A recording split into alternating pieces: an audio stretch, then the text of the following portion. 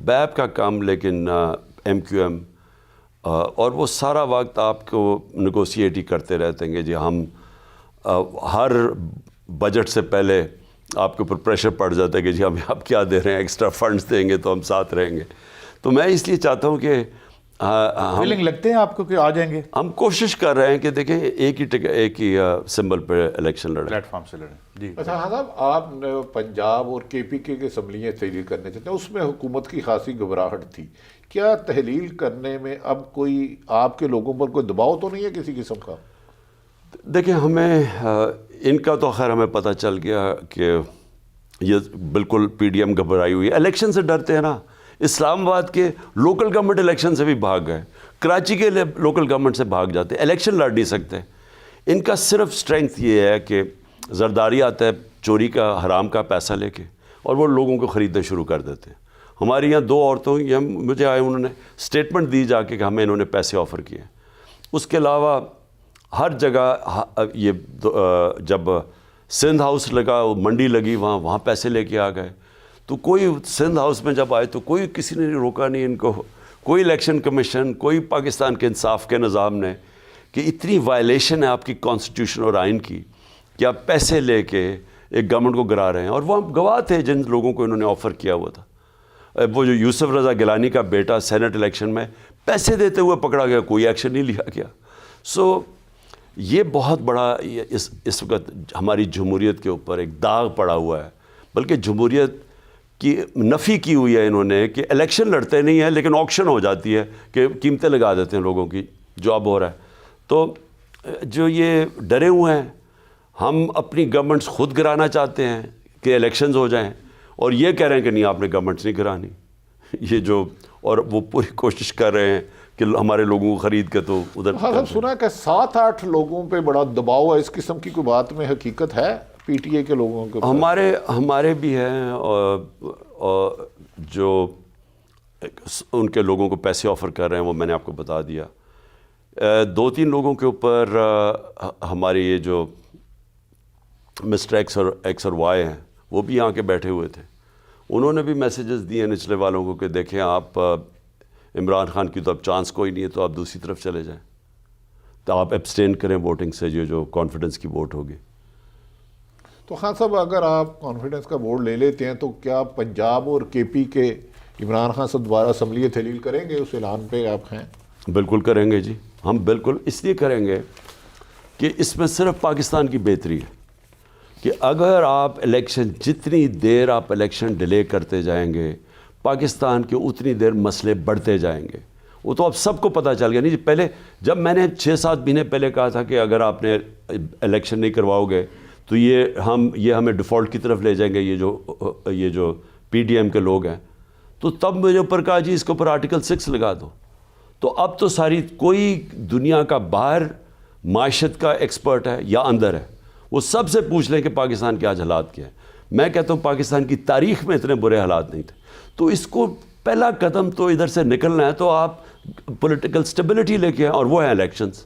تو ہم اپنی گورنمنٹ سے اس لیے گرا رہے ہیں تاکہ ٹریگر آف کرے. جب 66% پاکستان میں الیکشن ہوگا تو ایک جنرل الیکشن کی طرف جائیں تاکہ ملک اس میں سے نکلے. لیکن خان صاحب اب سلائیڈ میں ہے، فری فال میں ہے، اس وقت پاور میں آنا آپ سمجھتے نہیں ہے کہ ایک رائے یہ بھی ہے کہ انہیں اگلا بجٹ بنانے دیں؟ بیکاز جب باٹم آئے تو کم از کم آپ اس کو اوپر اٹھا سکیں پولیٹیکلی اسپیکنگ. دیکھیں جی، بجٹ تو بہت دور ہے ابھی، ہنوز دلی دور است.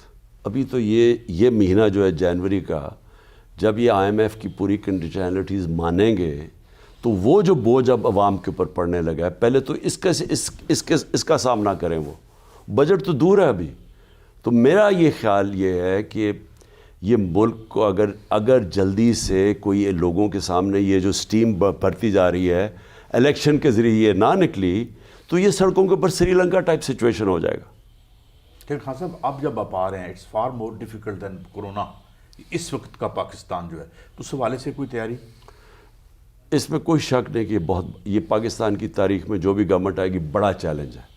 لیکن میں اس کو اور طرح دیکھتا ہوں کہ یہ جو کرائسس ہے اس کو ہم ایک اپرچونٹی میں بدل سکتے ہیں. یہ ایک ویسا موقع ملے گا کہ ہم وہ کام کریں پاکستان میں، یعنی جو پاکستان کا سسٹم آہستہ آہستہ کرمبل کر گیا ہے, جو تباہ ہو چکا ہے, جو سسٹم ڈیلیور نہیں کر رہا, اس کے لیے سرجیکل چینجز کریں, وہ چینجز کریں جو کہ اب تک ہم کرتے نہیں تھے.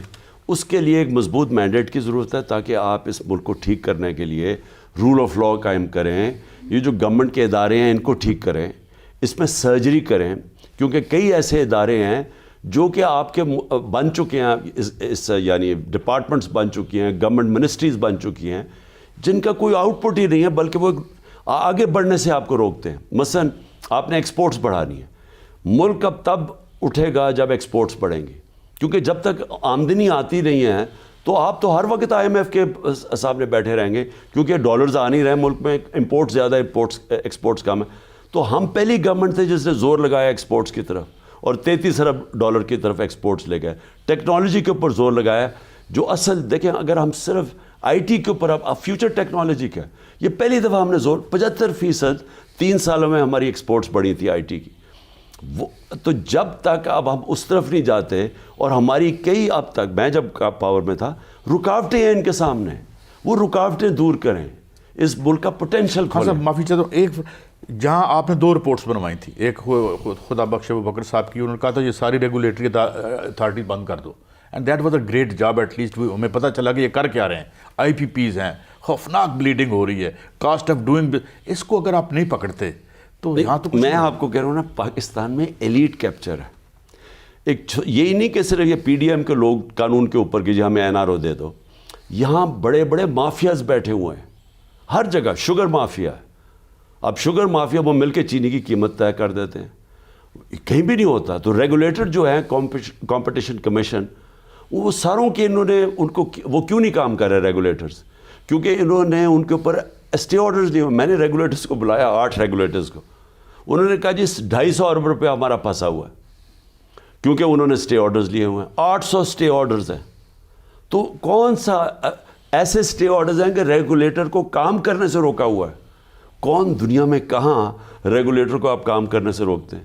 آپ یہ کہیں کہ ہاں جی رزلٹ آیا, اس کے اوپر چیلنج کریں. یہ تو نہ کہیں کہ آپ انویسٹیگیٹ ہی نہیں کر سکتے یہ فلانی انڈسٹری. میں کمپٹیشن کمیشن کی بات کر رہا ہوں. تو دیکھیں اس میں, اور یہ سارا آ جاتا ہے رول آف لا میں. کون بچتا ہے, کون یہ ساری چیزیں کرے؟ طاقتور. طاقتور کیوں بچ جاتا ہے؟ کیونکہ وہ قانون کے اوپر ہیں, وہ اس ملک کے قانون کو ہر جگہ ان کے پاس پاور ہے کہ وہ روکنے کے لیے. کون سفر کر رہا ہے, کون پھنس رہا ہے؟ وہ بیچاری پاکستان کی عوام ہے. اچھا ہاں صاحب دیکھیں, دہشت گردی بہت زیادہ آ گئی ہے, جسے بڑی مشکل سے قابو کیا گیا تھا. کل کو PTI کی اگر حکومت آتی ہے ان کیس, تو کیا اسٹریٹجی ہوگی؟ کیا آپریشن کیا جائے گا یا مذاکرات کیے جائیں؟ دیکھیں جی, پہلے تو یہ پوچھیں کہ دہشت گردی بڑی کیوں ہے. اس سے پہلے ہمارے جو دہشت گردی آتی تھی وہ افغانستان سے آتی تھی, یا TTP تھی, یا ISIL تھا, اور یا پھر بلوچ ٹیررسٹ تھے. ہماری گورنمنٹ نے 3 سال میں طالبان کی بات چیت کروائی امریکنوں سے, اور جب یہ افغانستان میں طالبان کی حکومت آئی تو ہمارے سب سے بہترین تعلقات تھے افغانستان کی گورنمنٹ سے. اور وہ کیوں تھے؟ کیونکہ ہمارے تعلقات پہلے سے بنے ہوئے تھے, یہ جب نیگوسیشنز چل رہی تھیں امریکنوں کے ساتھ. اس کے بعد جو ساری ایویکویشن ہوئی طالبان افغانستان سے, 3 لاکھ لوگوں کو, یورپینز تھے, امریکن, سب ان کو پاکستان نے فیسیلیٹیٹ کیا تھا, اور ساری دنیا پاکستان کی تعریفیں کر رہی تھی. مجھے کال پرائم منسٹرز وغیرہ سب کی آتی تھی شکریہ ادا کرنے کے لیے. اور وہ اس لیے کہ ہماری طالبان سے, حکومت سے بڑے اچھے تعلقات تھے. تو جب ان سے اچھے تعلقات تھے, ہمارا مسئلہ تھا TTP. اب TTP کو انہوں نے پھر کہا کہ آپ پاکستان واپس جاؤ. جب وہ پاکستان انہوں نے آنا تھا تو ایک بڑا اچھا ٹائم تھا کہ ہم ان کے ساتھ سیٹلمنٹ کریں یہاں, کیونکہ 40-50 ہزار لوگ تھے, فیملیز بلا کے ان کے, انہوں نے سیٹل ہونا تھا پاکستان. سیٹلمنٹ کے لیے ان کے ساتھ مذاکرات, اور پھر ہم نے پیسے بھی ایلوکیٹ کیے تھے ریہیبلیٹیٹ کرنے کے لیے. پھر فاٹا کے لیے ایکسٹرا فنڈز دیے تھے تاکہ فاٹا, میں نے بار بار کہتا رہا میٹنگز کے اندر کہ جو ہمیں مسئلہ آنا ہے نا, اگر ہم نے یہ صحیح معنی میں فاٹا مرجر جو ہوا ہے ان کے لیے ہم نے پیسے نہ دیے, ان کو ایلوکیٹ نہ کیا, وہ اگر یہاں مسائل شروع ہو گئے فاٹا کے اندر, تو ہمارے ملک کے اس وقت دم نہیں ہے, ہمارے پاس پیسہ نہیں ہے کہ ایک اور وار آن ٹیرر کا سامنا کریں. لہٰذا ہم نے پوری کوشش کی, ہماری بات چیت چل رہی تھی, ہمارے مذاکرات چل رہے تھے, تب تک ہماری گورنمنٹ چلی گئی. اب ان کی گورنمنٹ آ گئی, ان کا کام تھا کہ ادھر سے آگے لے کے جاتے, نہ ان کا کوئی انٹرسٹ تھا. شہباز شریف کتنی دفعہ قبائلی علاقے میں گیا ہے, کتنی دفعہ اس کو پتہ ہی نہیں ہے, نہ اس کو ایشو سمجھ ہے. رانا ثناءاللہ کو پتہ ہی کچھ نہیں ہے, وہ تو صرف یہ چھوٹا ایک چھوٹے بدماش کو وہاں لا کے بٹھا دیا ہے, صرف اس کا وہ کام ہے. ان کی کوئی بلاول بھٹو ساری دنیا کے چکر مارتا رہا. اس کو افغانستان جانا چاہیے تھا. اس کو افغانستان اس لیے جانا چاہیے تھا کہ افغانستان کے اندر ہمارا 2500 کلومیٹر کا بارڈر ہے وہاں. اگر وہاں سے مسئلے, اگر ہم افغانستان گورنمنٹ سے ہمارے تعلقات اچھے ہیں تو وہ سب سے زیادہ پریشر ڈال سکتے تھے ٹی ٹی پی پہ. اب پرابلم کیا ہے کہ ہمارے تعلقات بھی اتنے اچھے نہیں ہیں, اور مجھے خوف یہ ہے کہ یہ جو اب شروع ہو گئی ہے, یہ جو ٹی ٹی پی کی ایکٹیویٹیز, اگر اس سے عقل مندی سے ہم نے نہ ڈیل کیا, کیا پاکستان ایک اور کاؤنٹر ٹیررزم کی جنگ کر سکتا ہے کیا؟ اور بلاول بھٹو نے کہا جی امریکی ہمارے آ کے مدد کریں. اس سے بڑی حماقت کیا ہوگی کہ آپ امریکنوں سے مدد مانگ رہے ہیں؟ وہ تو پھر وہی ہوگا کہ انہوں نے جہاد ڈکلیئر کر دینی ہے امریکنوں کے خلاف, اور ہمیں بھی ساتھ ان کے کر دیں, جو پہلے انہوں نے کیا تھا. ہمیں بالکل مذاکرات سے اور بات چیت کر کے, اور پھر اگر آپ نے ایکشن لینا ہے, لیکن پہلے ساری بات چیت تو ایگزاسٹ کریں. لیکن مجھے لگتا ہے انہوں نے اس 7-8 مہینے میں کوئی انہوں نے پروگریس نہیں کیا, اور آج آپ کے سامنے ہے دہشت گردی بڑھتی جا رہی ہے. خان صاحب, یہ جو حسین حقانی والا معاملہ ہے, ایک میں نے پڑھا تھا, شاید آپ اسے مجھے کنفرم کر دیں, کہ آپ بہت سے ایسے معاہدے جس میں ہم نے انڈسٹریل ڈسپیوٹس کے لیے الاؤ کیا ہوتا کہ ورلڈ بینک کے نیچے ہوں, اس میں سے 30 یا 33 معاہدے غالباً آپ کی گورنمنٹ نے کینسل کیے تھے اور باقی کرنے والے تھے. Was that also one of the reasons کہ ویسٹ کو انہوں نے استعمال کیا یا وہ ہوئے؟ نہیں, میرے خیال میں وہ ایک تو یہ تھا کہ میں کہتا تھا کہ ہماری جنگ نہیں تھی, جو مشرف کی وار آن ٹیرر تھی, اور یہ دونوں نواز شریف اور زرداری نے, جب میں یہ کہتا تھا امریکنوں کی جنگ ہے اور ہمیں اس میں نہیں پڑنا چاہیے, اور میں ہمیشہ 20 سال سے ہی کہتا رہا ہوں. اور دوسرا میں کہتا تھا کہ افغانستان میں کوئی ملٹری سلوشن نہیں ہے, آخر میں پولیٹیکل سلوشن ہونی پڑے گی, اور وہ ثابت ہو گئی کہ وین میں ملٹری سلوشن نہیں ہوئی افغانستان میں. لیکن ان کو یہ بات پسند نہیں آتی تھی, کیونکہ یہاں سارے ہماری جنگ ہے جی, یا جو کہتا تھا جی ہماری جنگ ہے, سارے تو ان سے سچ بھی نہیں بولتے تھے, وہ ذلیل بھی کرتے تھے. وہ کہتے تھے اگر آپ کی جنگ ہے تو ہم آپ کا بڑا فیور کر رہے ہیں پیسے دے کے, تو وہ کہتے تھے جی ہم آپ کو پیسے بھی دے رہے ہیں آپ کی جنگ میں, اور آپ ان کو طالبان, وہ چاہتے تھے کہ ہمارے ذریعے طالبان کی افغانستان طالبان کو شکست دے. وہ ہم دے ہی نہیں سکتے تھے, وہ ہمارے جو ہاتھ میں ہی نہیں تھا. لیکن یہ ان کو خوش اتنا کر رہے تھے کہ آخر میں وہ ہمیں برا بھلا کہتے رہے کہ جی, جب وہ ان کا جو فیلئر تھا افغانستان میں وہ ہمارے پہ ڈال رہے تھے. تو بہرحال ایک یہ ایشو تھا. دوسرا یہ تھا کہ بیسز کی بات ہوئی تھی, بیسز کی بات خیر اس نے میرے سے پوچھ بھی لیا, تو میں تو سوچ بھی نہیں سکتا کہ آگے سے ہم کسی کی جنگ میں شامل ہو. جیسے آپ نے بیسز دے دی, اس کا مطلب کہ آپ ادھر آ گئے کہ جو بھی ان کا مخالف ہوگا وہ آپ کا بن جائے گا مخالف. ہم تو چاہتے ہیں کہ امن ہو تاکہ ہم تجارت بڑھائیں اور اپنی اکانومی کو ٹھیک کریں. جو ہم جیو اکنامکس کی بات شروع کر رہے تھے بجائے جیو اسٹریٹجک کی صرف بات کرتے تھے. تو میں بالکل سمجھتا ہوں کہ ہمیں کسی کی جنگ میں, اور اب یہ روس اور امریکہ کا ہمیں ایبسٹین کرنا چاہیے تھا بیچ میں, جو ہندوستان کر رہا ہے. ہمیں تو فریق نہیں بننا چاہیے, کیونکہ ہمیں روس کی ضرورت ہے پائپ لائن کی, ہمیں ضرورت ہے ان کی گندم کی اور سستا تیل لینے کی, جو ایک وقت پہ وہ دے رہے تھے ہمیں. سو اس لیے میں سمجھتا ہوں کہ ہماری فارن پالیسی کبھی کسی کی غلام نہیں ہونا چاہیے. تو خان صاحب کیسے یہ جو اکنامک دیکھیں نا, انڈیا $550 بلین کے فارن ایکسچینج ریزرو پہ بیٹھا ہوا ہے, اب تو 5 بلین رہ گئے ہیں. خان صاحب بڑا معاف کرے, تو ہم کیسے انڈیپینڈنٹ فارن پالیسی بنائیں گے؟ یہ دیکھ لینا جی, 30 سال سے جو حکومتیں بیٹھی ہوئی ہیں ان سے سوال تو پوچھیں کہ کیا کیا آپ نے اپنی ڈالر انکم بڑھانے میں.